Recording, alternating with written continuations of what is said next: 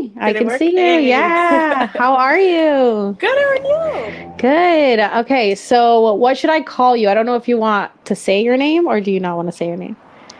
Yeah, I think for being a first slide, we can give folks my real name.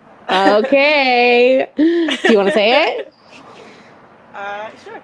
Okay. Actually, this is my tocaya, because which in Spanish is like person with the same name. My name is also well, my name is Alejandra, but friends call me Alex. Isn't that so awesome, you guys? It's so funny. We messaged each other on Instagram and she was like, "My name's Alex too." And I was like, oh, "Did you know that Alex means Alexandra means defender of mankind or mankind's helper?" So it's like literally in our name to be who we are. She's like, "I didn't know that." I was like, "Yeah, every time my I parents want to give me shit for what I do, I say it's your fault. You named me."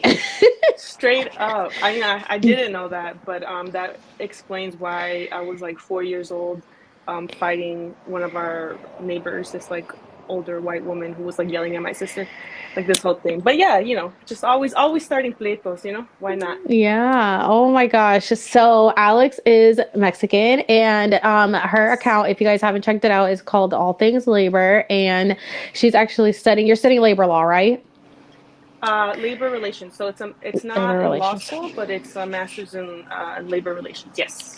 Okay, so labor relations, and she has actually unionized in her workplace, old workplace. Reported her boss to the National Labor Board and won. So that is what we're going to be discussing today. If you guys are interested in all of this, so actually, I have made a podcast, which this will probably end up on my podcast, but for those of you who don't know, because I haven't announced it publicly, it's called Alex Serves It All. And my first episode is actually covering this book that I got from you. Like, well, not from, I didn't get it from you, but you're the one who suggested it.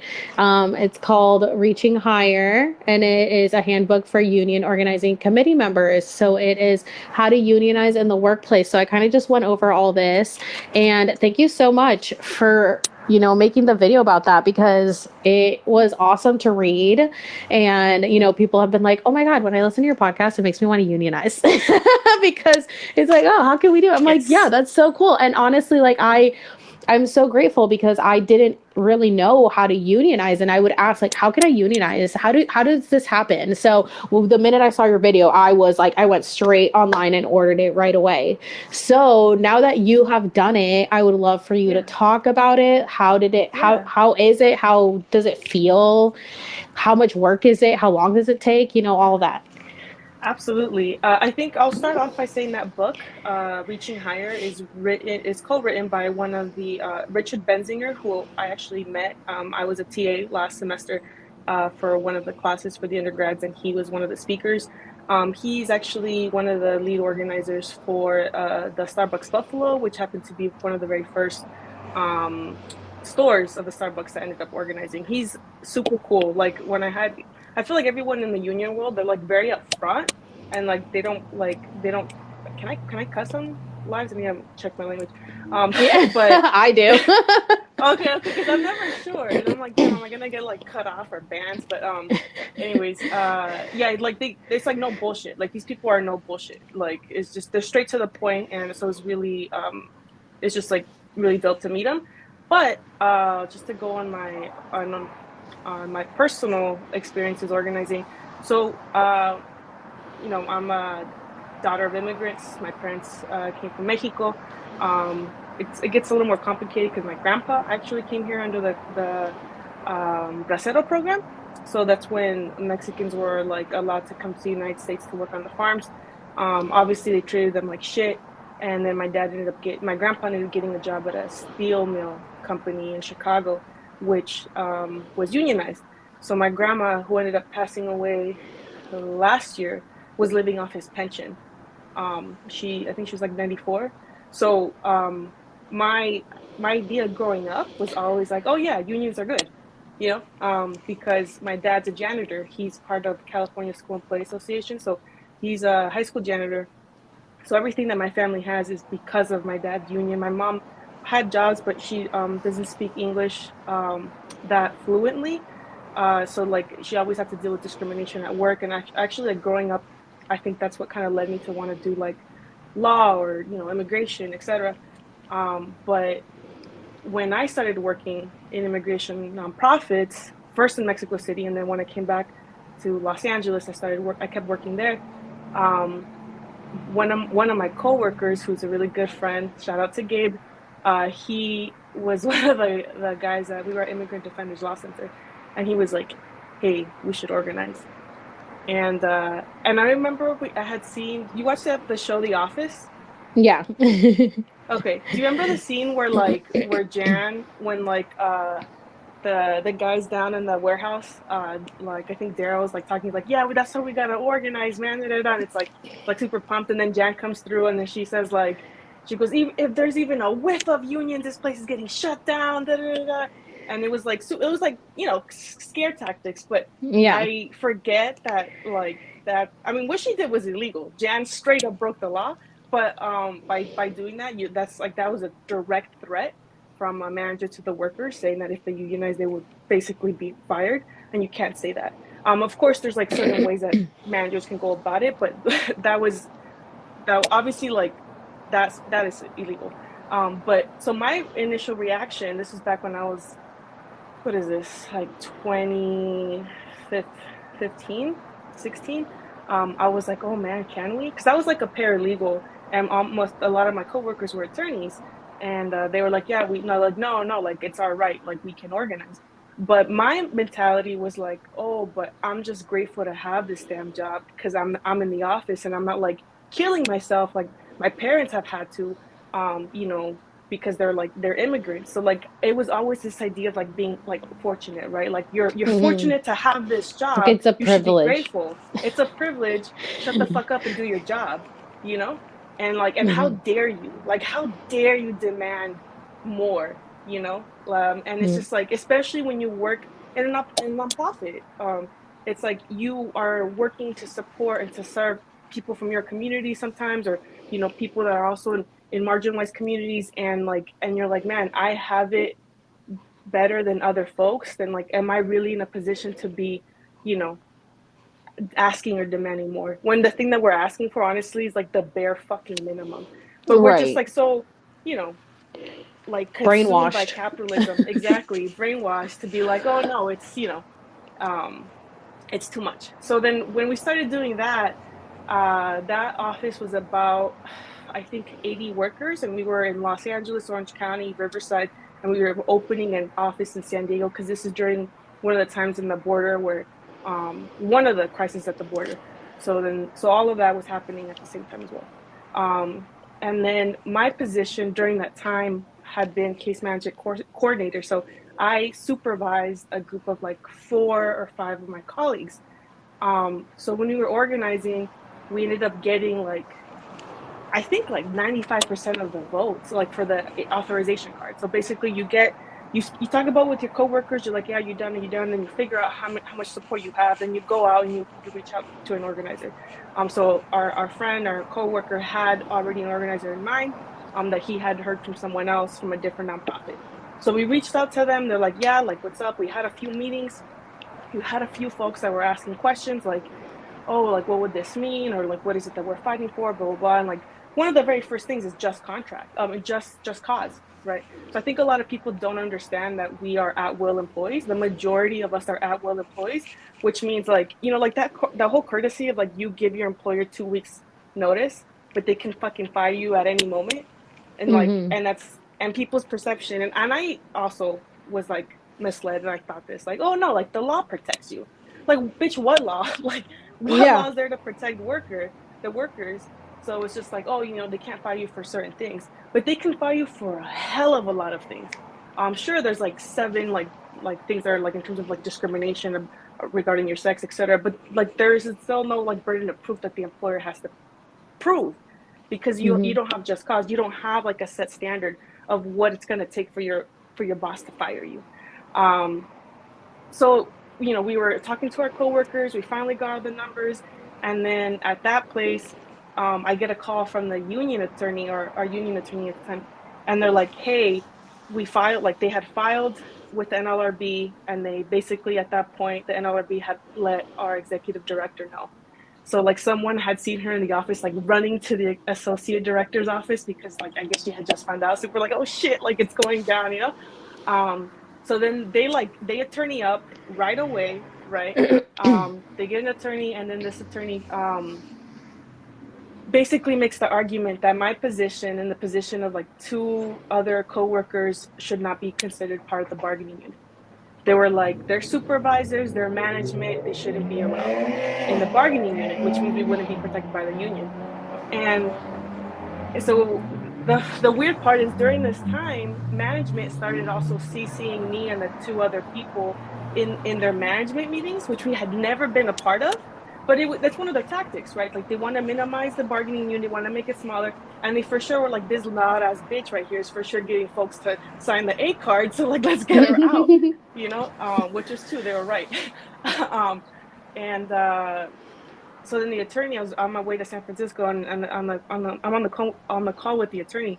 They're like, it's your call. What do you want to do? Like basically, you can argue like in front of the NLRB, like are these positions actually supervisors or not? Like, do you actually have hiring and firing power? So I was part of the meetings when we were like interviewing individuals.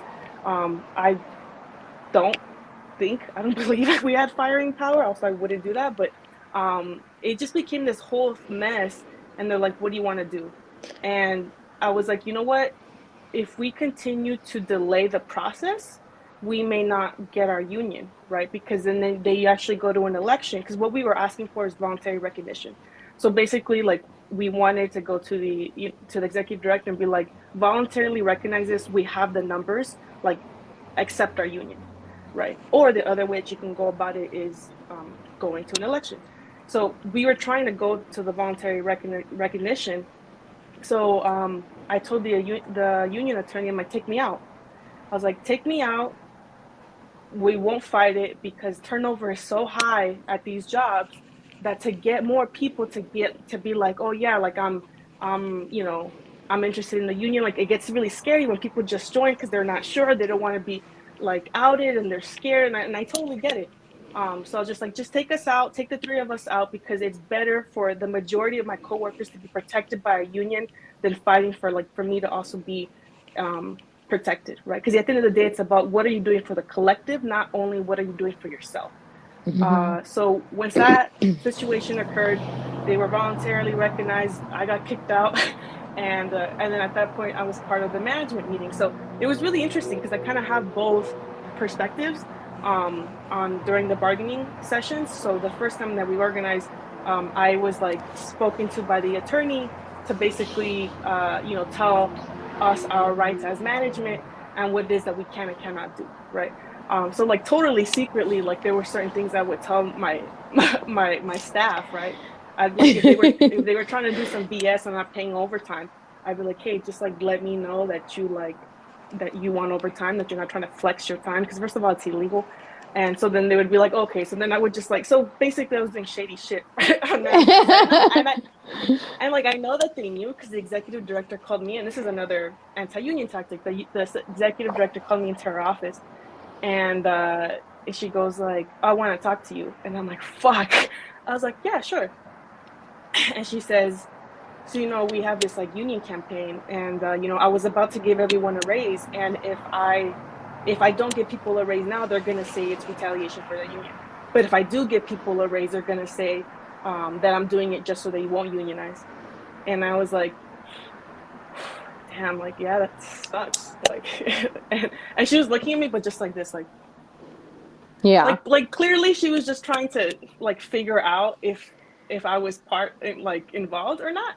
And I was like, I'm not gonna say anything. So I just stayed quiet. I was like, mm-hmm. And then she goes, okay, well, I'm just gonna give everyone a raise. And I was like, okay. She goes, okay, that's Yeah. it. And I left. And I was just like, that for sure, like that was, she was trying to freak me out, you know? And she did, but I didn't show it. So that's one of the things you gotta do. Um, and so then that happened, and I was at that place for about 2 years, about a year as a supervisor or manager. And then I went over to a different nonprofit, one of the biggest ones for immigration, which is actually called Kids in Need of Defense. It was started by Microsoft and Angelina Jolie. And it's a $30 million nonprofit, like a year. Like they make stupid money. And this place was supposed to be like better, and I was really excited. But then like 3 months later, like 2 months later after I got hired, my same friend, Gabriel, who had originally wanted to also organize the other place, we went to go get coffee, and he goes, when are we going to organize this place? And I was like, oh shit. I was like, let's do it. But this one was completely different because this one was an office of 11 coworkers, and they've all had worked together for maybe like 2, 3, 4 years. So it was like a much tighter group. So I was like, okay. So like honestly, when you at that point, what you got to do is that you can't slack off. There's always this idea that like union workers are like really lazy. Like, bitch, I'm working like double time. Are you serious? Like, I took on organizing as a second full-time job during the pandemic Hmm. because we ended up organizing during the pandemic. And the way that you organize is you need to make sure that you have good, solid relationships with your coworkers. They need to trust you, and they need to respect you. So the fact that about 6 months, 7 months into our work, was me and my coworker were like, yeah, like we want to make sure that people know that we're here for the mission, which is supporting these kids and also supporting ourselves. Like it's not mutually exclusive idea. And what's a better way to help the mission and help these kids than by making sure that we're okay, you know? And like this Hmm. idea of constantly being burnt out is such bullshit. And it's like it's just a capitalist scam. So at that point we're like, okay, let's do it. And we got the A cards, and then this organization like went fucking ham, like ham. Like the other one, they were like kind of like anti-union, like secretly, because we know that they were saying things like behind closed doors and stuff. But they weren't like stupid enough to be just outward like anti-union, because they were like a super progressive like social justice nonprofit that like we would go out and protest like during Trump and etc. And this other place was a lot more bureaucratic, like it was lot more structured. So they had a lot more money, so they ended up hiring, but they said it was pro bono, which is still bullshit because you're gonna tell me that this Hmm. attorney is getting pro bono hours to union bust. But they hired Paul Hastings, which was like notoriously anti-union, and they started sending emails, like emails constantly, and having these captive audience meetings, where basically like we sat down and listened to a bunch of managers tell us why unions suck, right? And we had known that they were going to do this, which I thought it was funny too, because they'd be like, they're like, you have a mandatory meeting for you to decide what you think is best. And I'm like, do you see how stupid that Yeah. sounds? And so we had like two of those meetings. I ended up having three of these meetings because I was the coordinator for social services, so I was also part of the nationwide team. So then I also had to meet with like other individuals in all the other offices across the U.S. And I just see like HR pop out, and I was like, oh shit, and I was like, all right, whatever. And I'm like, saying hello, being very cordial, because I am absolutely very professional, no matter how it comes off on TikTok. I am very diplomatic. Um, and they just kept spilling like their anti-union propaganda. But the way that's interesting that these nonprofits go about it is like you can't flat out say you're anti-union. I mean, you can if you're like a massive corporate firm, right? Because no one thinks like you're doing the right thing anyways, right?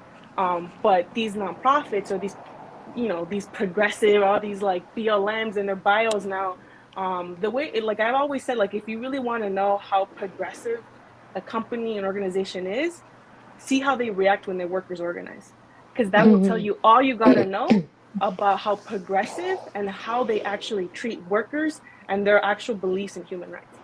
So this place was absolute like trash. I could talk about this like it's a whole like my one of my professors, one of my mentors, like I could write a book on this, because it was just so much. But yeah, it was hard. I honestly like the election. We took it to an election, but we were also in contact with some folks out in Seattle. So when we organized, Seattle was like, "Yo, what's up?" And we're like, "Hey, here's the number of the local, like it was the machinist. Like here's the local for Seattle." So they hit up the machinist, and they also organized. So then we had two offices out of the nine that ended up organizing. I'm not sure if any of the others are, but like I hope they do. But regardless, like us having our union elections and we have won, we've already made such a positive impact on the company, even though they try to make it very divisive. Like again, that's very anti-union tactic, and it was incredibly divisive in Los Angeles, because there was just like a handful of very um, loud anti-union people. So that was a whole other thing. But because of us and because of Seattle, every other office ended up getting paid their. They were reimbursed for the internet in the state of California. If you're working from home, there's a certain amount that you need to be. They need to pay you. They reimburse you for. So when one of our coworkers, who honestly got pushed out, and she was an incredible attorney, brought it up during one of the meetings, they basically told her to fuck off. And once we finally had our union and during our bargaining our negotiations, because I was part of the bargaining committee, our union was like, "I'm putting you on fucking notice. You're breaking the law, and I'm telling you this right now before we go to our attorney." And and the attorney was absolute trash.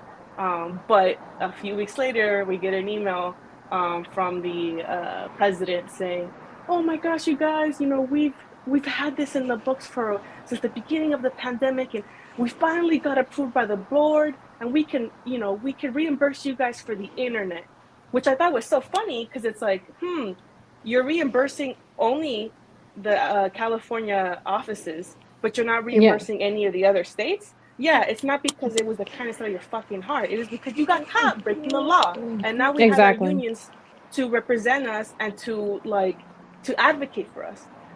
So finally they ended up getting their contract last year. I think like at the end of last year, like around October. So they have a contract, I believe, for a year. Seattle has theirs too. But it was a fight. It was a huge fight. But the fact that they were so aggressive, it scared me. There were so many days that I spent like crying, like I was like breaking out in hives. I was freaking out because I was like, shit, am I gonna lose my job? I'm not sure. But I also had just a really strong community. Like at the end of the day, I knew I don't want to, but I knew that I was fortunate enough that if I have to move back home because I lost my job, that was something that was available to me. I know that's Hmm. something not everyone has. My landlord, which is like friend of a friend, who is a retired teacher, who's like very pro union, he knew that we were organizing, and he was just like, "Yo, like, let us know how we can support you." So I always felt support from the community, and that's why I think it's so important when other workers are striking or they're organizing, like for us to provide support, whatever way that may be, Hmm. like actual like direct actions, or whether it's like food or whether it's like funds for them to pay rent. I think all of that is super super important. It's what actually makes empowers workers to continue to ask to demand more. Yeah. Speaking of, I saw your TikTok earlier about the whole Adele not using union Yeah. workers for her shows. And I was just laughing because I had seen this TikTok that was talking about how like the prices have gone so high, like for coffee. And I was like, no, seriously, because I paid $7 at Starbucks the other day for a grande. And so when I saw you drinking Starbucks, I was like, girl, I just know you paid $7 for that Starbucks. You're And right. and then you were like, oh, it's actually the one that just unionized. I'm so proud. There's like, what is it? How many Starbucks have unionized so far? So, from my understanding, there's been like an election that's been won, which is the ones in Buffalo, and there's been a Hmm. crap ton that have like petitioned for an election. So they've had enough like signatures to take it to the NLRB. So where That's I'm awesome. at, I still have it here. In New York, three Starbucks, including one that opened like a week ago, all filed to organize with the NLRB, which is insane, which is so awesome. And that's what I'm saying. Like, when you speak up, you really do inspire other people to speak up. And like, look, that's a perfect example of happening with Starbucks. It's a perfect example of what happened with us, after LA, so it was Seattle. So I'm hoping like we continue just to see that and be inspired by the fact that that can be us too. Like, you don't need to, know how to organize to do it yourself. And like, I Exactly. think and like lean in the support that you have, right? Whether it's like people like us online, or like the people around you, or like how other folks are doing it. Like, we need to tap in to us as resources and tools, because the people going up against us have hella money for the anti-union campaigns. So Yeah, how can we like, before yeah, they actually got approved, didn't Starbucks send out like an email or a letter or something trying to get them to not unionize? yeah, yeah. And this is the thing; they all do the same thing. Like one of my professors, who's like kind of like a badass in the labor movement, she was explaining how there's like a set structure of the anti-union tactics that you can absolutely like expect in every union campaign. It's emails, right? It's Amazon did an incredible anti-union. I mean, incredible like in a bad way though. An Yeah, incredible like yeah. anti-union campaign where they were sending out these like even text messages, and basically where the ballots were set up for them to vote was like right in front of the warehouses. Like it's all fear mongering, it's all scare tactics, and it's all division, right? So it's always this Hmm. idea of othering. It's like, oh, we're a family. You don't need someone else. You don't need a third party to speak for you. You speak for yourself. And it's like, Hmm. do I? Because I'm pretty sure anytime I bring anything up, you tell me to shut the fuck up and go like and put my head down, right? Yeah. But like, what the real fear is when you have it's you and me and another person that go together, and we're like, hey, this isn't right.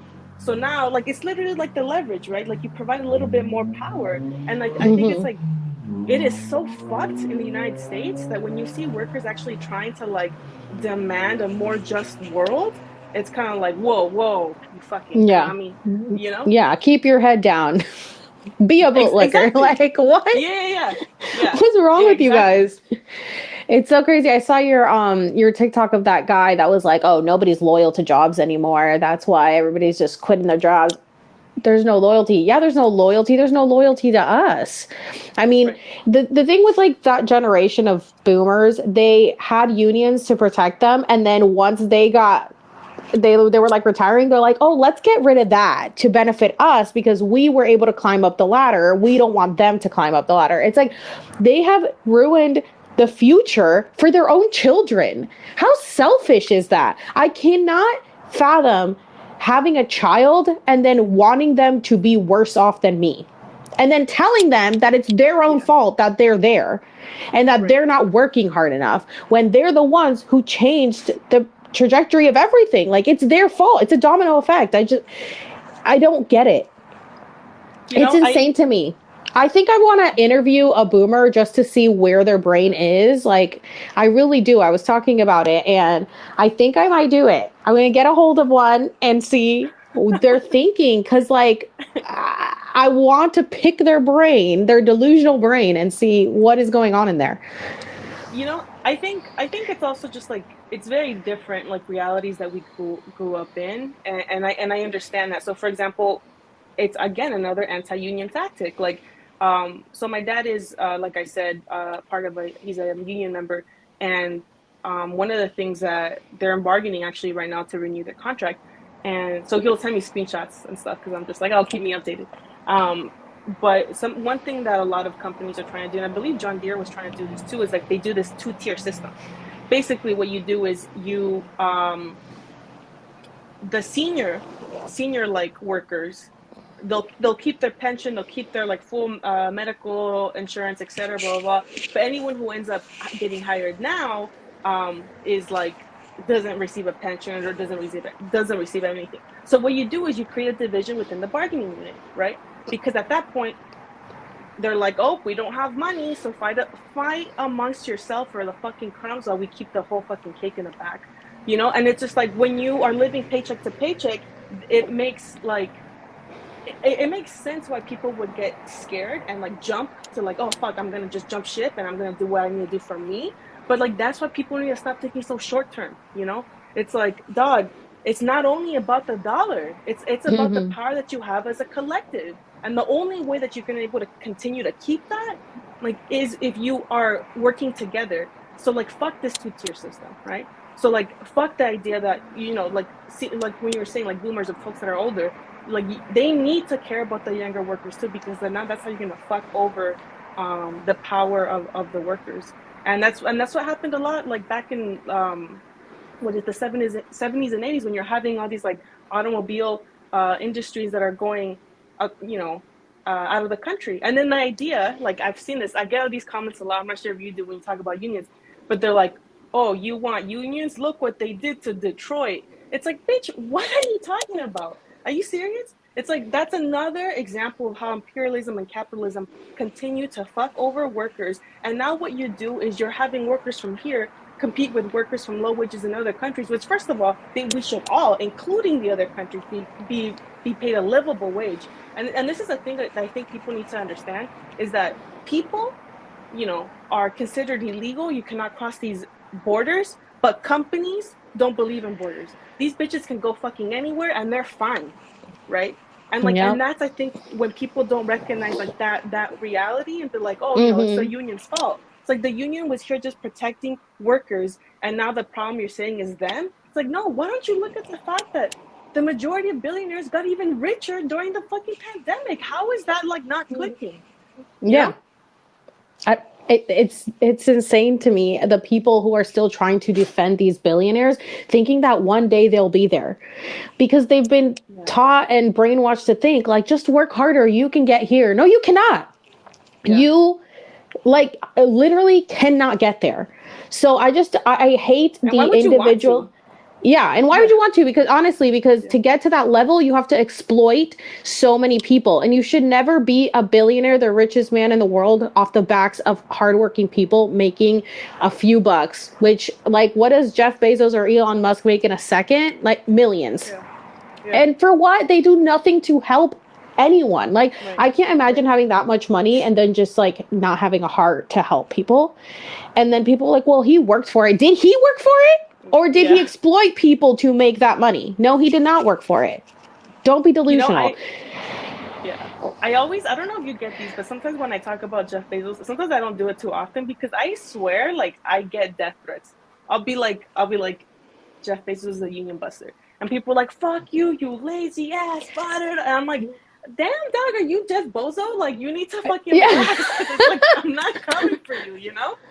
Yeah, it's But weird how personal people take it, and I'm like, what? He's yeah. not paying your bills. If you're working for Amazon, he's barely paying your bills. And also, Right. like, they're not even getting bathroom breaks. What is wrong with you Right. people? Like, these are human rights. You should be able to Right. use the bathroom at Right. your Right. workplace. The fact Right. that Amazon workers were mailing people sanitary products because they were not Mm. allowed to use the bathroom as a way to say help me is insane. And like, because Amazon pays a little more than the average job, people take those jobs because of the dollar sign, but then the terms and conditions that come with that is exploitation and abuse. Yep. 100%. But they're like, well, do you Yep. want to make more? Okay, then slave away from me. I'm like, Yep.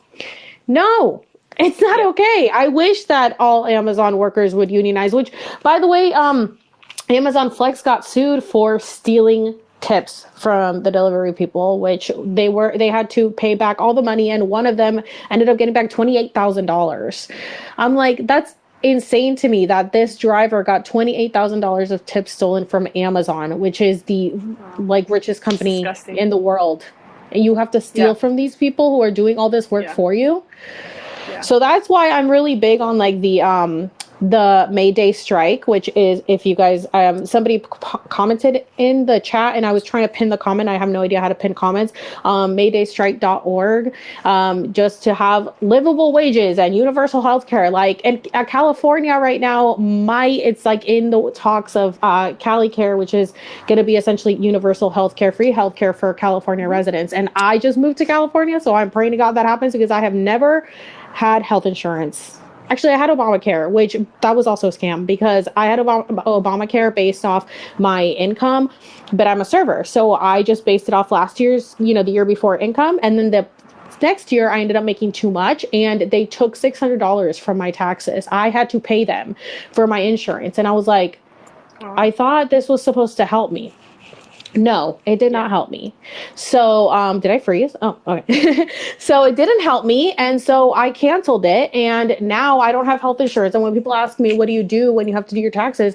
I put, I could not afford them because I am living at poverty level according to Yeah. the state. You have to make, I think anything under 50,000 is considered poverty level in California. And I don't make 50,000 a year. So I'm considered poverty level. So I just say, or even in Florida, when I lived there, I still said, I can't afford it. And they waive it. So if anybody doesn't have health insurance and you guys are freaking out about it, just literally, if you don't even use it, cancel your health insurance, say you can't pay it, and they'll waive it on your taxes, which taxes is a whole other thing. That's a scam we're not going to get into right now. But so with Chili's, right now they are having like there's just a lot of turnover, but the employees are really upset. The employees that are there are really upset because Chili's just changed their runner system, this whole system with their tip out and everything. The point is that a lot of the employees are really, really upset because pretty much half of their tips are being taken to give to, it's essentially a tip pool. They're now tip pooling, they're taking their tips, whether they make tips or not, and they have to give it to like pretty much everybody else in the restaurant. I know a lot of them are really upset about it, and I would love to be able to help them organize and unionize to get this to change, because I don't think it's fair that they are, one, not only having half their tips stolen or taken from the company to pay the rest of the staff that they didn't, for a service they did not ask to be implemented, and they're also working for free with the ghost kitchens, which Chili's and DoorDash are making all the profit off that too. What is So that? I don't know what Ghost Kitchen is. Oh, so a ghost kitchen. So if you okay, so I don't know if you've heard of like Mr. Beats Burgers and it's just wings, and so pretty much a ghost kitchen is a virtual kitchen which was supposed to be made for small business owners who wanted to have their own restaurant, but it was going to be without a brick and mortar. So it was going to just be like they Mm. were going to rent out a Mm. kitchen at a separate Oh yeah, yeah, space yeah. by itself, cook the food, and then they were going to be able to deliver the food through these delivery apps and partner with them. And then that's how it was. So I've been to a legit one. It's literally just a walk-up counter, and then you order your food, and then you can either take it home or you can order delivery. That's it. Mm. There's no servers, there's nowhere to sit Mm. down, there's nothing. So once corporations heard about this, which I think actually the person that really started it was owned Uber. Mm. But once corporations heard about this, they, of course, were like, oh, ding, ding, ding, how can we exploit our workers even more? And they Mm-hmm. started doing it in their own restaurants that without paying the employees. So take Chili's, for example. When I moved to California in July of 2020, I transferred Chili's and I was like, what is this? It's just wings things. And they're like, oh yeah, it's just this thing. We're partnering with DoorDash. And at the time, like I only used to serve, but it was the pandemic and we were only doing to go. So I had to work to go. And this is where I Mm. got to see everything. And there were calls or orders coming in online that it was for It's Just Wings, which was a separate restaurant, but coming out of our kitchen at Chili's. The DoorDash drivers would come and pick it up at Chili's. This was when it ghost kitchens were first starting. So even the drivers were confused. They were like, I'm looking for this Mm. wing place. And I was like, yeah, it's here. Then it would be like separate, their own separate bags or whatever. And then we would give them the food and then they would leave. And the people doing the work are not getting paid extra at all. The cooks are not getting paid extra to now work for two restaurants with Chili's and It's Just Wings. And the to-go people are not making any extra profit because they're not paying them extra for doing this work, and they're not getting any tips because it's all online orders. Then the tips are only going to the drivers, which we now know is really just going to DoorDash because DoorDash steals their tips. So when I got there and I see this, I'm standing there watching these people like little fucking machines, like in the rat race, just like backing this up. And this is for Chili's and this is for, It's Just Wings. And I'm like, you guys are working for free right now. You're doing two jobs for the price of one. And they're like, oh, Yeah. it's fine. I'm Yeah. like, it's not fine. What is wrong with you Yeah. people? They are exploiting you. They are making you do double the work at no extra pay. And now they have added another ghost kitchen on top of that with It's Just Pasta. So now they have three restaurants running out of one kitchen and not paying anyone extra. And every restaurant has jumped on this train. I mean, if you look, Wow. like, honestly, there are so many ghost kitchens that no one is getting paid extra to do unless you are legit a small business owner and you you are running your own legit ghost, virtual kitchen. So that's another thing that needs to change. And I talked to a lawyer about this, and he was like, well, under the law, it's technically allowed because you are working under the same corporation of Brinker, because Brinker owns It's Just Wings and you're working for Chili's. So it's like essentially like if I'm Wow. like, I work at Chili's and I'm like, oh, I want to go work at this other Chili's for more hours, I can do that. So what they're saying is, well, It's Just Wings, it's part of our company. So now we don't have to pay you extra to do that job. And now it's just added onto your workload at no extra pay. And I'm like, the law needs to change with all the new Yeah. applications that are coming out. And yes, they are still doing that. All of these ghost kitchens, no one is paying anything extra to these people that are doing 2 to 3 times the work. Not only that, so once this all, is going about during the pandemic, everybody's ordering online, and once the restaurants open back up, the servers couldn't serve tables because the kitchen was so backed up with all of these orders. They were Wow. 45 minutes behind on just to go orders, and so these Yeah. servers are just like they're on false waits and nobody Yeah. can eat inside the restaurant, and they're like, yeah, sorry, we're on a wait right now. And they're like, the restaurant's empty, and they're like, yeah, but the kitchen is backed up because we have too many to Right. go orders. So then the servers who are making $2.13 an hour are sitting here helping these to go orders that nobody is getting tipped on. And then on top of that, now they changed the tip out system. So then in California, especially, the to go people had to tip out the cooks. On top of that, tipping them out with what money? They're not getting tipped. So out of the sales, they're supposed to give the cooks money. So then now these staff members are going into the negative and paying out of their own pocket to pay the fucking cooks.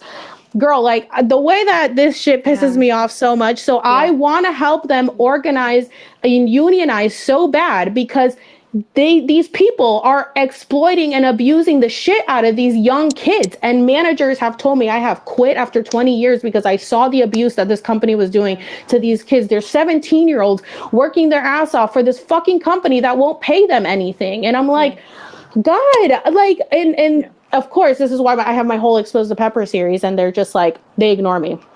They just call me. Yeah. They just ignore me. The company is Brinker, and they own Maggiano's, On the Border, and Chili's, and that's the only 3 that they own. Somebody asked what it was. So, like, how can we help them to organize something to get paid for all of the work that they're doing and not have their money taken from their pockets to pay all these people? Oh, man. Yeah, I have a friend who was a server in Los Angeles, and he was what first I just want to say that's fucking terrible, and I just want to remind folks like what you said, like the fact that the kitchens are so backed up. Um, I want us to remember that when we're out and like either dining in or asking to go, like please do not yell at the work staff that are working at these restaurants. It is not their fault that they're underpaid. I mean, and that they're understaffed. It's 1,000% because of greed. It's 1,000% the corporation's fault. And But a don't lot say of nobody times, wants to work anymore. Who wants to work right, for 3 right. restaurants for the price of one? Right. And not only that, like literally putting your life in danger and your families for what? Not even a living wage? Like not like Mm-hmm. you know what I mean? And like and what you said in terms of like, oh, but like that's the law. And I think a lot like, yo, so slavery was also the law. Like we can change that. Only because something is set Exactly. right now, perceived like in stone, doesn't mean that it's right. So like that's why one of the things that I think is so important, that's one of the reasons why I started this the TikTok like a year ago, was because when we were organizing, I was like, fuck, we don't have a platform, and it was all digital. Everything was remote now. I was like, how are we going to ask for like the support from the community if it's like we're like a nonprofit in Los Angeles and we're getting like fucked by this like $30 million company? And then like this is something that the Zapatistas in Chiapas did back in the 90s, when they were going against the Mexican government. They used the internet. They were literally out there using like, esta subcontendent Marcos and what's her name? Oh no, I think Comandante Berta, I believe is her name. Um, if someone knows, please tell me. But they were like using the internet to make sure that they were getting solidarity from workers around the world.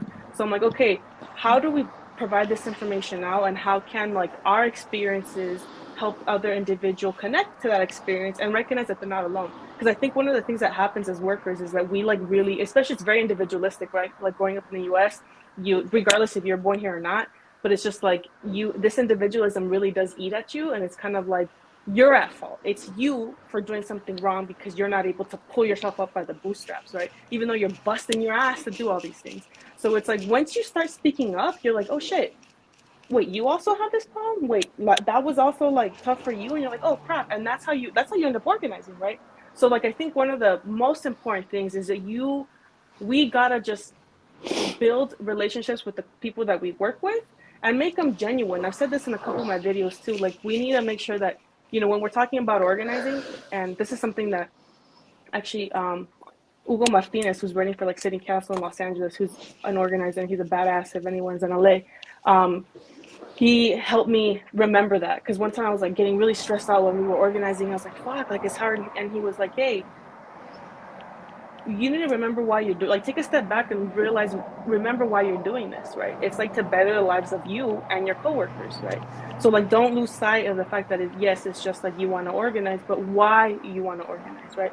So like actually one of my coworkers who at um at the second place that we organized, she had originally voted no for our union, and I was like, you know what, like I've always had a good relationship with her, um, and I respect her opinion. I disagree with it, but I'm not gonna be like fuck you, bitch, like. And I think, and it's easy. And don't get me wrong, because there's some people that I was serious, like fuck you, bitch.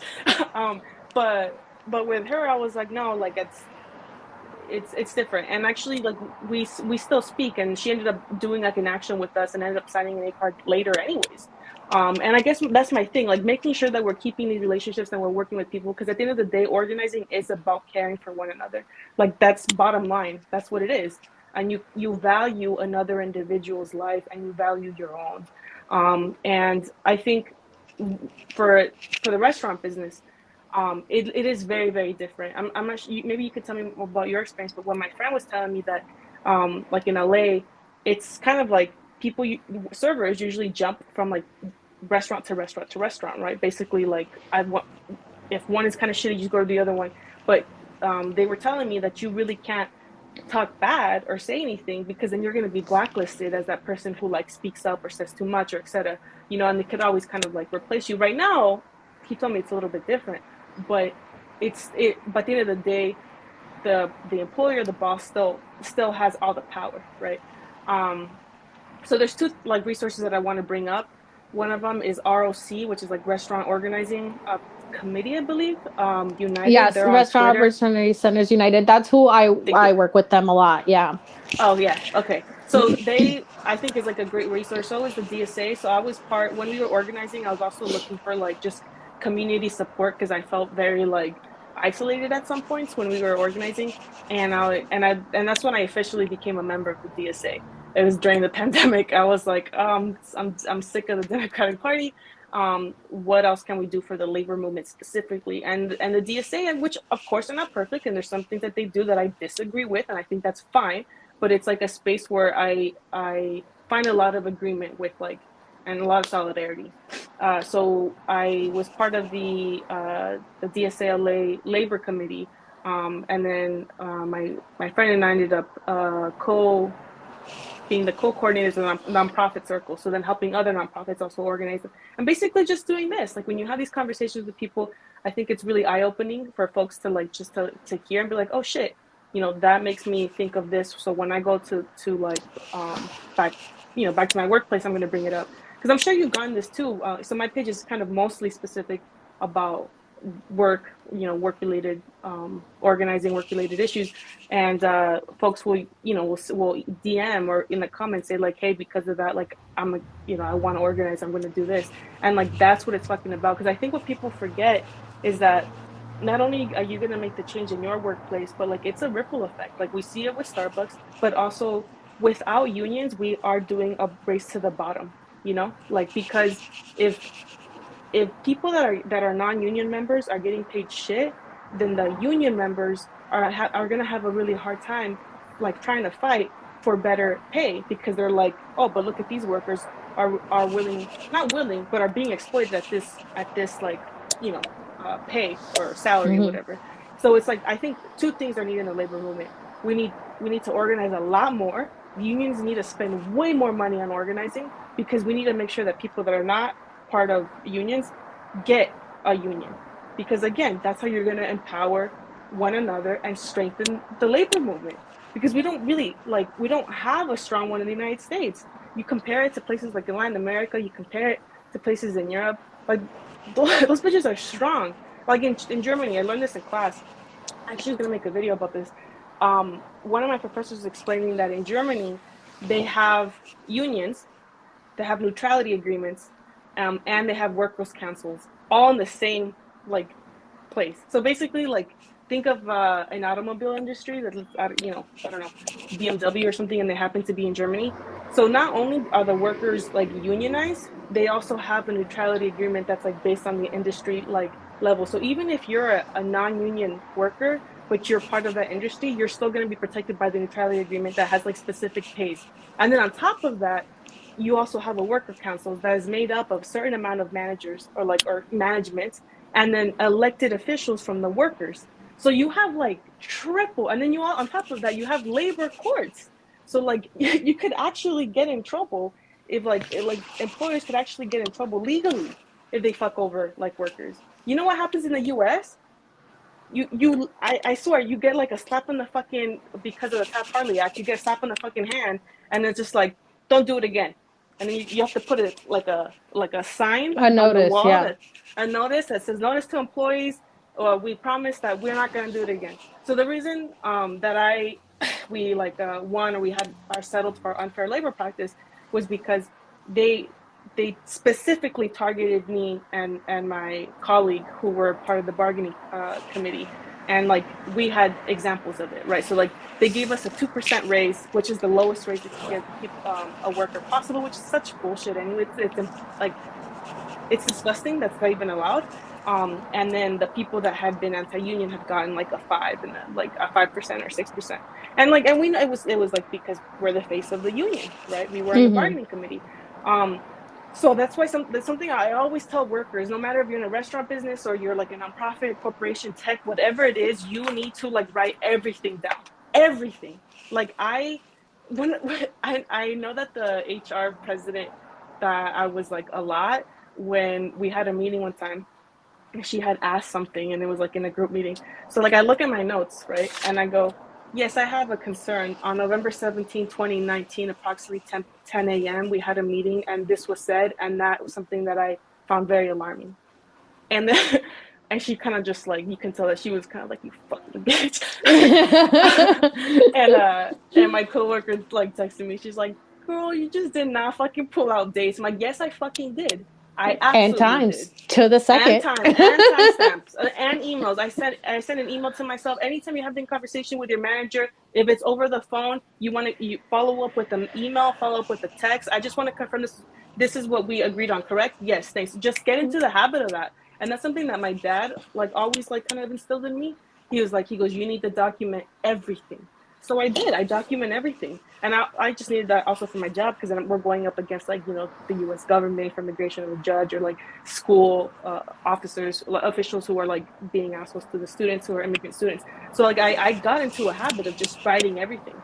So when you're organizing, or even when you're not organizing, you need to start writing things down because you are more protected when you're vocal about it. If you're being secretive about like I'm going to support the union in secret, you have no fucking protection. Because then at that point, if you go, oh, they retaliated against me and they fired me, the employer's gonna be like, prove it, bitch, where?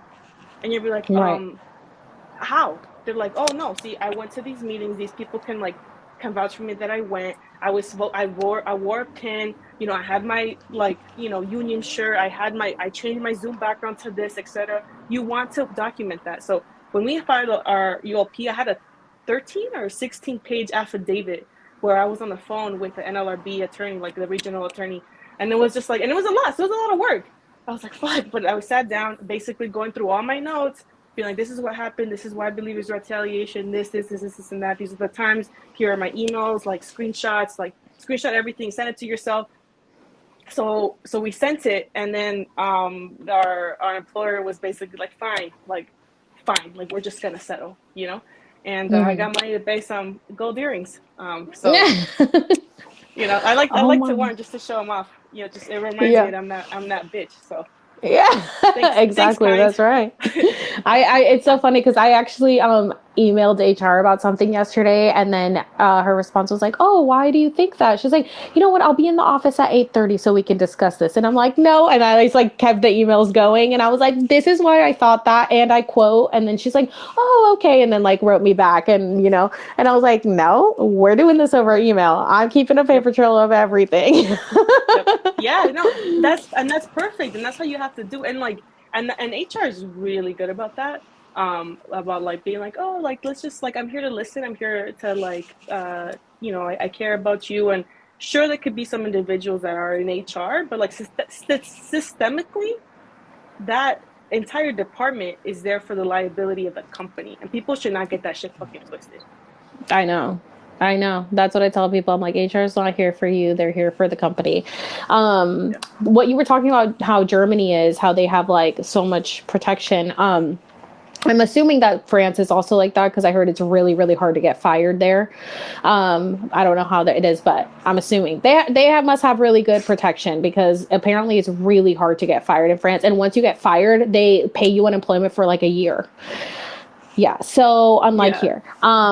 But yeah, like how you were saying, like if you're in that industry and even if you're at a non-union place, like you're still so protected. That's my dream, is to be able to do that for the restaurant industry, because the restaurant industry is Mm-hmm. so not has no benefits at all. I mean, like you Yeah. could barely get health insurance. You don't really get overtime because they make sure that you don't, they exploit with the server wage. I mean, there's so much abuse and exploitation that goes into the service industry, which of course we know is rooted, well, you may not know, but it is rooted from slavery.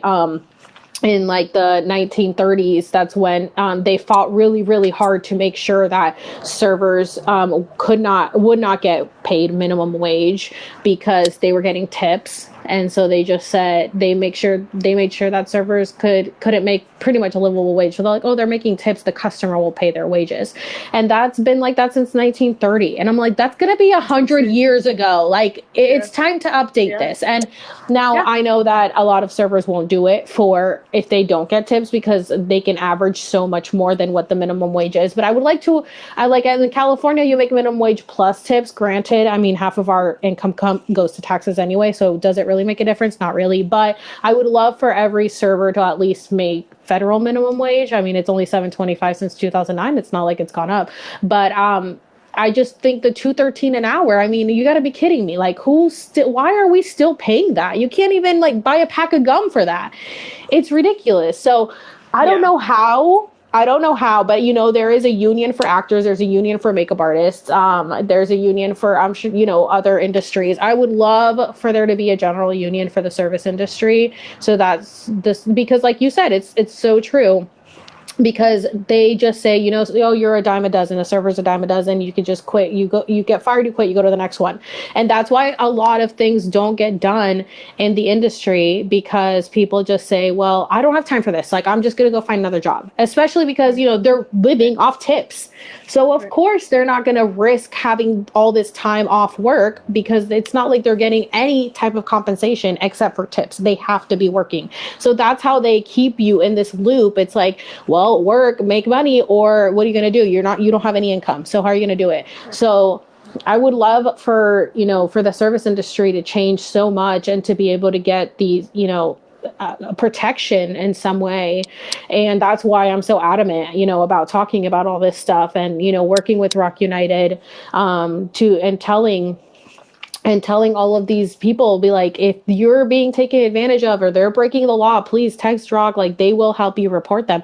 But like you said, it's like, I had asked Rock, I was like, what happens once these places or bosses get reported, like what happens to them? And it's like, oh, they have to put up a notice. And I'm like, that okay, can they get shut down? Like what exactly is happening? And it's like, oh well, yeah, it's like I want to report these places, but it's also like we need more they need more of a punishment. Like they can't just be like, Yeah, oh, okay, I had to put a sign up, because Chili's had to do that because they broke the law by they were, you know, essentially saying you could not sue them. You had to go through an arbitration, but the arbitrator was on their mandatory. side, so you would have Right, never have won anything against them. And because right. of that, they got sued. They lost the lawsuit, and so they ended up having to put up, you know, everything, like the notice everywhere. But you know what they did? They didn't tell anybody. They didn't tell their employees this. They printed this out and then they hid it in the back office or hid it by the ice machine or hid it somewhere that employees are not That's actually bullshit. looking, so that nobody Yeah, knows their fucking rights. So I'm like, right, and then I posted right. that video on here to let everybody know, and they pretty much like took it down. They shadow banned it and they wouldn't show it. So I had it pinned for like the longest time because I'm like, these people like Wow. this app is very big on shutting me down and not letting people know their rights. They don't like me doing that, and especially because I expose, like, let's say I'm just like, you know, Aunt Karen and, you know, Tizzy Ant and Danish Guy and all these people who are like justice warriors are going after the average, you know, Karen and Joe Mm, Schmo. Okay. So mm, like this app doesn't give a shit if you're going after these people. But when I'm going after corporations that they are partnering with and that these corporations are investing in them, because like especially DoorDash runs ads all the time and Chili's and all these, of course they're going to shut me down. Like, why wouldn't they? I'm sitting here exposing these corporations that TikTok is partnering with. They're not going to be on my side.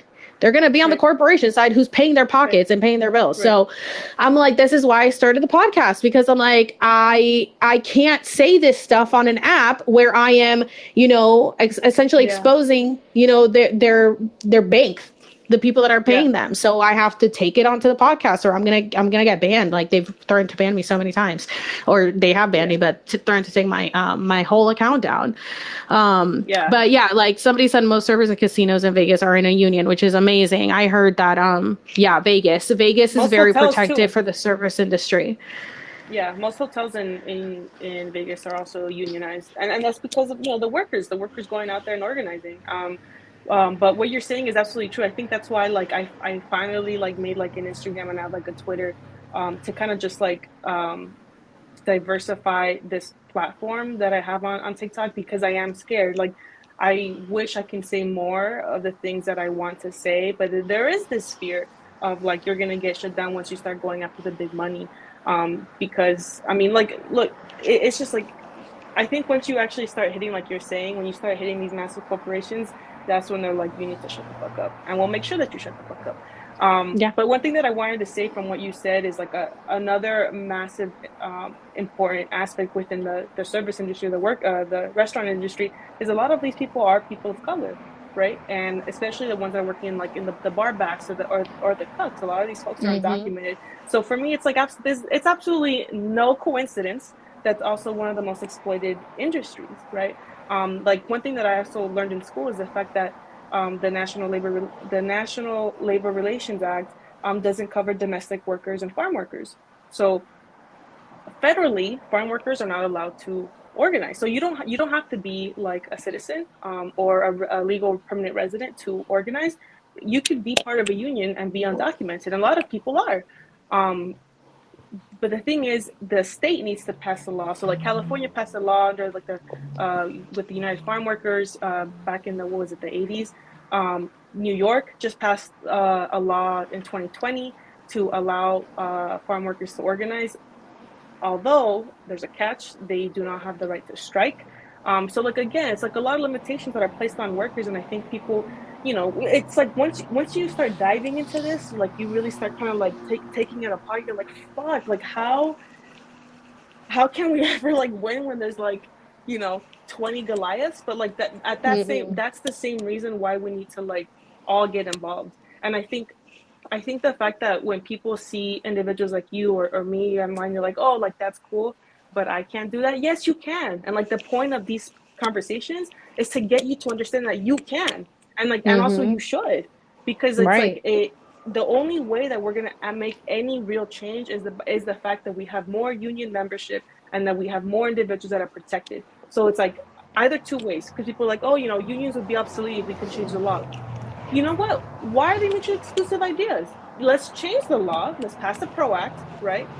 Let's make sure that we have that, you know, that we have immigration reform, also fuck borders. But on top of that, we should have strong unions because the thing is, look at what's happening with Roe versus Wade. We're gonna leave it up to a bunch of fucking old white folks up in the Supreme Court to be able to decide when the hell they're gonna like, you know, take back our rights. So like we don't have, and I think that's a problem too when people like when you get in these conversations, it's like, oh, it's one or the other. It's like, no, it's all. It's all of us, Mhm. and it's all of us doing different things because let's raise just like the this idea that like you know when people compare like, oh, well, we're better than like, which I think is such bullshit too. It's like we're better than this other country. It's like, well, dog, why are you trying to compare like that? Like, why don't you want to do better? Why don't you Right. want to get better? And why don't you want it for everyone to also have just a better livelihood? Like I think the pandemic is a perfect example of this. Um, you cannot live your world isolated. Like you literally, even if you're like an asshole, let's say you're an asshole, you don't give a fuck about people. Unless you're like a fucking hermit living out in the like the mountains by yourself and completely self like what's the word Self-reliant. autonomous, self-reliant. Like there's no way that you could live in a society without other people also being okay. Like for the fact that it's taking forever for you to get, now it's inconvenient for you. It's inconvenient for you the fact that other people don't have a like a livable wage. I Hmm. was in Philly like a few months ago. We went and it was like we went to a bar, and after the bar we went to like we went to three different fast food spots trying to get food like at 1 a.m. First place, the line was insane. I was like, oh shit. I was like, no, like I'd never seen it like that. I was like, all right. Second place, they're like, sorry, we don't have any food. Third place, sorry, we our cash register isn't working. Again, not the worker's fault, but I was like, damn, holy crap! Like these places are short staffed. Like a lot of times, it's like there's these videos. I'm sure you've seen them. They're like, oh, this person deserves a raise, and it's like one worker in a fast food restaurant, like fucking hauling ass. It's like, first of all, yeah, like, that's amazing for him, but why the hell is that like normal? We should not normalize that. And Right. I think that's one of the things. So like if you want to go ahead and say like, oh, it's not, like, well, I don't care. Like literally, if your neighbor is sick, then that like stops you from being able to do other things in life too. Like you also can't go out. If the workers at a restaurant or at Starbucks are sick, then that's affecting you. So even if you want to be a fucking asshole, like it's not convenient for you. So like first of all, you should want to do the right thing. But even if you don't, it's just going to be more convenient for you for people to have a living wage. At the end of the day, that's it. Exactly. Exactly. Like that's what I don't understand, especially with the pandemic. I think that definitely brought it to light with a lot of people being like, "Oh, if you don't like it, get another job." And it's like they did, and now you're complaining that they're not Yep. fully staffed, and that oh, Starbucks Yep. is closing at 3 p.m. and the restaurant's only Right. doing to go because they don't have a staff. What do you expect? Nobody's getting paid enough. Nobody's being treated right. It is a whole domino effect, and we're all in this together. And I tell people all the time, I'm like, we're 99%, and they're only 1%. What are you guys so Yeah. afraid of? But they Yeah. have made it to the point where it's like, especially in the last year with how the increase in rent and like the housing market has like doubled to triple, and they've made it to the point where you are forced to work these jobs, 2 to 3 jobs to be able to live. Otherwise, you'll be Yeah. homeless. So they keep doing this, and we just keep, okay, well, I guess I'll just get another job, and I guess I'll just Yep. work harder, and I'll just keep doing what I can. And it's like, okay, guys, how long are we going to be on this hamster wheel? Like how much Yep. longer? Because I'm going to be 35 this year, and I really do not want to live to even see 40 at this rate. If this is what it's going to be, like we've got to change it. Honestly, the only thing keeping me going is the fact that we can possibly change this, because there's just no way that this is the world that I want to live in until I'm 90 years old. Like, dear Yep. God, no, this is horrible. Yep. Yep. Honestly, my ex's grandma is 102, and I'm like, dang, she's still Wow. alive. And he's like, yeah. And I'm like, God, I bet you every day. She's like, God, another day. Like, take me now. Like, why am I still here? But I'm No, sure but she's seen a lot. But yep. I think her husband was in the army and definitely was a very like pro USA. Would Mm, mm, definitely everything was pro army and pro military and mm-hmm. pro government. And I'm like, oh, God, he's not around Well, because we would have an they argument. they're also not allowed to like organize because they're part of the state. Like they're considered like property of the state. which is a whole other thing.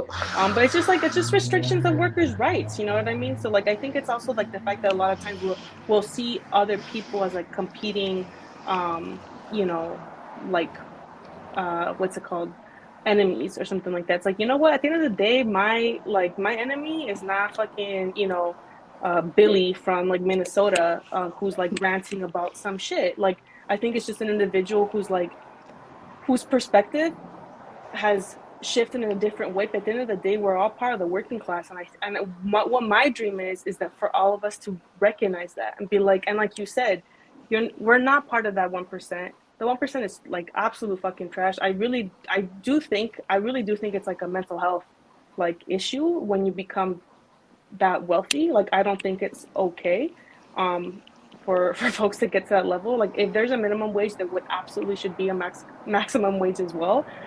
Because Right. well, who would want to live in that kind of society where you're hoarding so much wealth that there's people living on the street? The fact that we have more homes than we had, and the we have more homes, like empty homes, than we have folks that are houseless. It makes no fucking sense, No. but I think like what you were saying too is just like I really do. I'm an optimist. Like we talked about this. I'm a Sagittarius, and one of the traits that we have is that we're incredibly optimistic. And I for sure follow that trait, like, and I take that to heart because I am optimistic. And I think even now, like when you see, like hearing all those stories of folks like organizing, like everything's going to shit, like left and right. But like when I see workers really taking into their power, that shit is so beautiful to me. Like it's so empowering. And when you see like solidarity, when you see folks like coming out, when like during the Black Lives Matter protest, I was in LA, and I happened to run into one of my friends who I had been at the Ayotzinapa. I was living in Mexico City at the time.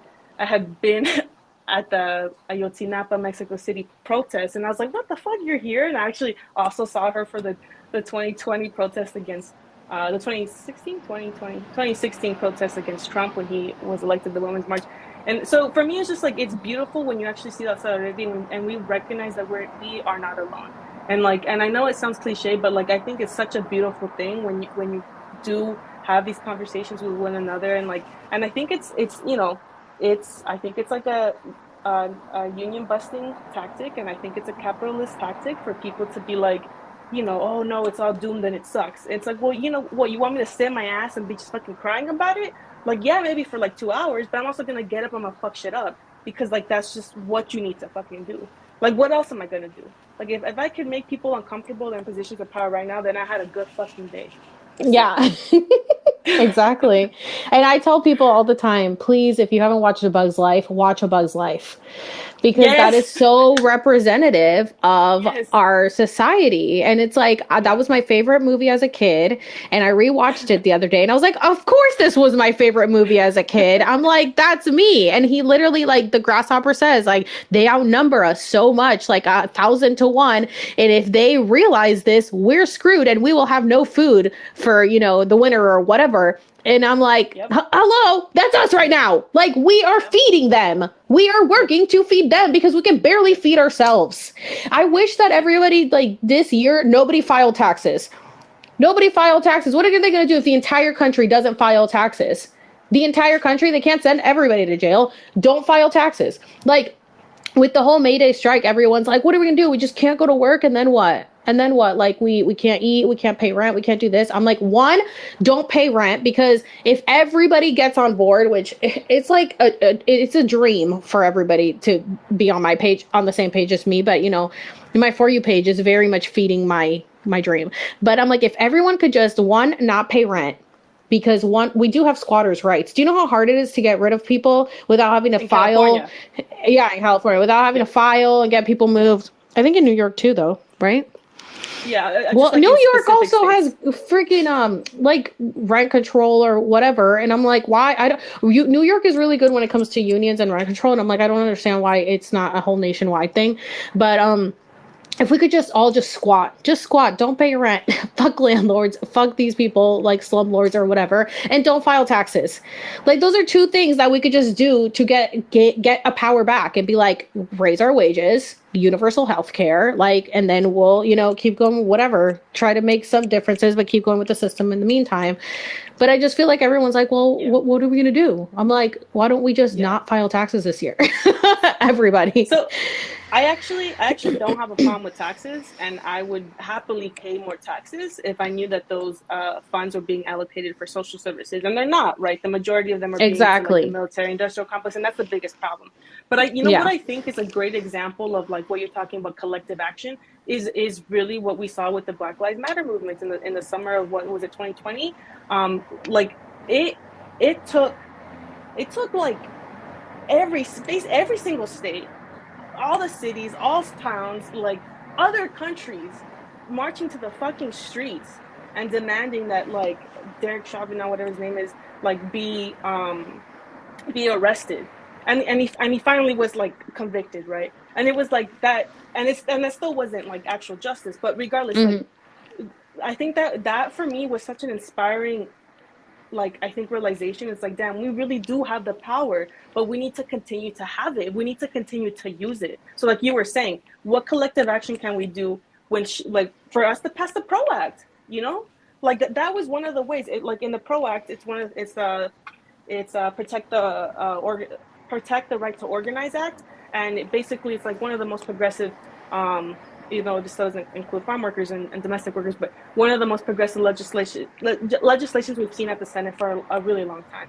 And what it would do, one of the things, it was like, it would, for UOPs, if you had a UOP, it would be like 25 to $50,000 penalty that the employer would have to pay if they have UOP. So instead of being a fucking like slap on the hand of like, don't do that, here's your stupid note, it's like, now you're gonna pay, bitch. So like my employer would have had to pay $100,000, no, $150,000, because it was three UOPs. And that costs, right? Because we know that money talks, and people don't like to spend money. Corporations don't like to spend money.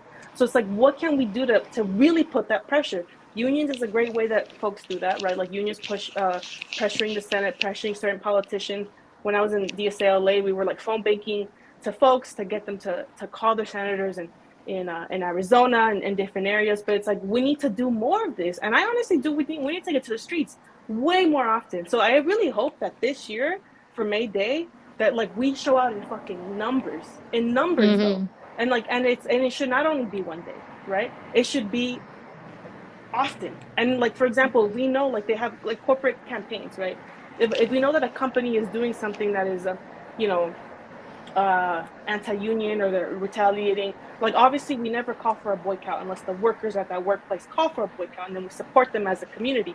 But like, if there's something that is going on, and then we're like, you know what, that's not right, and then we're going to take it to the fucking streets, that's how they're going to listen. That's the only way they're going to listen.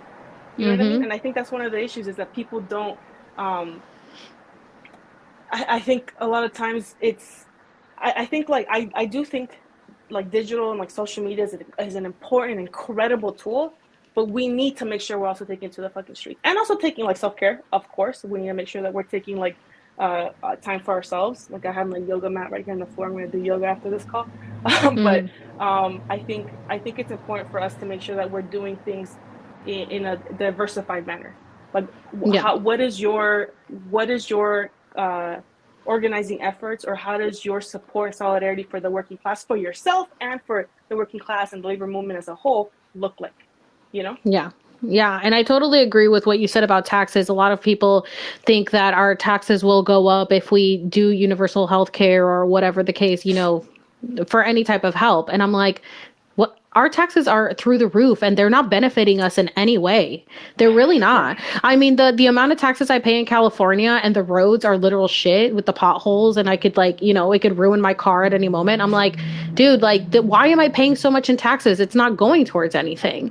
It's going towards their pockets. And a lot of other countries talk about, like, if actually, I think there's a girl on here that does Germany TikTok, like the difference between Germany and America. And she was Mm. like, she is so good at all the stuff that she says. And she's like, the tax money it's the same amount of taxes, and I get way more help here. So much more help here, and I'm paying the same amount of taxes. But they've brainwashed us to think like all this stuff. It's the same that they say, like, oh, if they pay servers or whatever, then like the prices of the menu are going to go up. And it's like, yeah, that's because they choose that. The menu price doesn't have to go up. They're doing that because if they are going to pay us out of their pocket, they don't want to lose any money out of their pocket, so they're going to make you pay for it one way or another. Which I made a Right. video about surcharges, because San Diego has a lot of surcharges at restaurants, and I'm like, people who say like, oh, it's to, because, and it says like it's to balance out the minimum wage, and I'm like, you guys, this is what's going to keep happening. They're going to make you pay for it Mm, one way or another. It mm-hmm. will not come Mm-hmm. from their pocket. They'll make sure that they're paying that you're paying our tips, and that you're also paying our hourly, because my restaurant raised their surcharge to 5%, and when I do the math at the end of the night, the surcharges has paid my hourly. So the customer has paid my entire wage, and my restaurant's not paying me anything out of Yeah. pocket. Yep. It's Yep. it's Yep. pathetic and it's ridiculous. And I'm like, there's nothing I can do about it. And people are like, oh, I guess I just won't tip at these places. And I'm like, that's not the solution, Let because me like get. that only helps. That only hurts the server. It doesn't help anybody. Um, yeah, No, these I these. agree. Sorry, I got you were saying that it reminded me of this book that I bought at this tiny this small bookstore here. It's right here. It's called Legalizing Theft. Oh. And it is from like this like French uh, director, a French director from a college, the International College of Philosophy, and it's insane because it basically at the beginning. It basically says that the middle class are the individuals that pay for like public transportation, that are paying for like the roads, that are paying for like we're paying for it, but by Mm-hmm. the fact that we're getting taxed.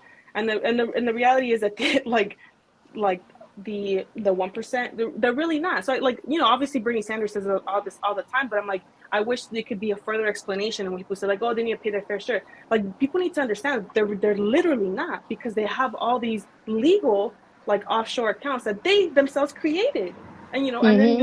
you'll have working class folks that support them, or like what's it called, um like they'll say things like, oh, well, you know what, they're just like, Trump is just being smart, he did the right thing, like he was just, I'm like, yeah, because it's rigged, dog. Like like take a step back to realize that the people in power made the laws to protect and to support themselves only. So it's like, only because it's like that doesn't mean we have to continue to live that way. Mm-hmm.